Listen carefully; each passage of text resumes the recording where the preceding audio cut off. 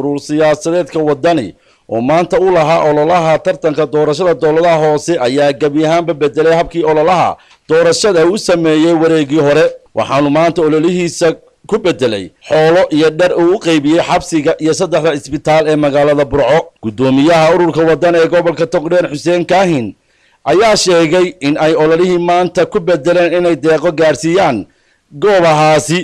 urur siyaasadeedka wadani ee gobolka Togdheer wuxuu qaatay go'aankaas oo uu ka dhigay in ay sadaqad siiyaan walaalahooda baahan ee ku jira jeelasha iyo cusbitaalada magaalada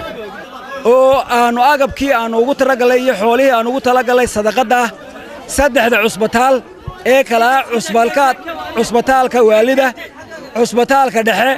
iyo cusbitaalka TB-da aanu ku wareejin doono isuduwaha xoolo dhan 25 neef oo ariya iyo 4 dersin oo gooyaala iyo 120 garan sidoo kalena mas'uuliyiinta caafimaadka iyo jeelka dhexe ayaa u mahad celiyay ururka wadani waan ku mahadnaqaynaa ururka wadani sadaqadan u geystay dadka jilcsan ee gobolka jooga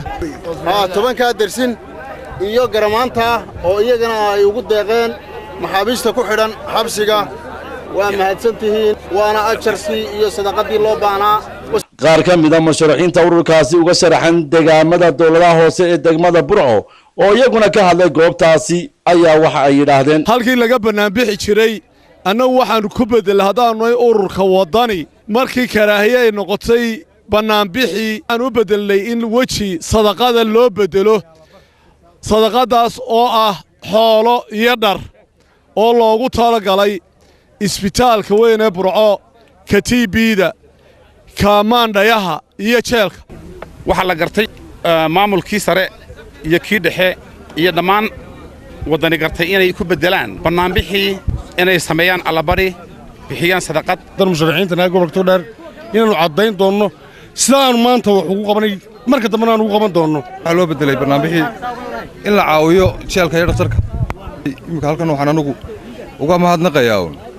taageerayaasha ururka wadani khaas ahaan taageerayaasha 604 waxaanu ku caawinay kadib markaanu eegnay barnaamijka lagu socday waxaanu u fikiray inaanu ummadda waxa heesta ugu bedelo waxtar waan isla qaadanaanu garanay in halkii dadka laga wareerin lahaa ee la qarash gareyn lahaa in dadka la quudiyo oo loo gargaaro oo wax la taro ayaanu go'aansanay halkii munkarka laga sameeyay macruuf baanu ku bedelay taasaana noo calaamada anta waxa oo bishu 10 tahay banaanbaxayagii ama abaabulkii la isugu tagi jiray khariidada waxaanu ku bedelay arrin khayriya markii ay taas noqotay culimadu sheegeen inaan ku wanaagsaneen xagga diinta cadaynayna inaan banaanbaxayagii sabtida aanu ku bedelay inaanu dadka waalan iyo dhakhtarka dadka jiifo aanu siino xoolo iyo mariyo sidaasaan ugu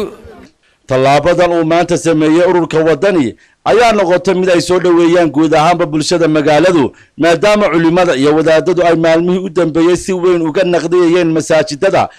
qaabka ololaha doorashada loo wado kuna tilmaameen mid dambi ah oo mukar badan ka dhalanayo Kays Axmed Dagaale Home Cable TV Burco.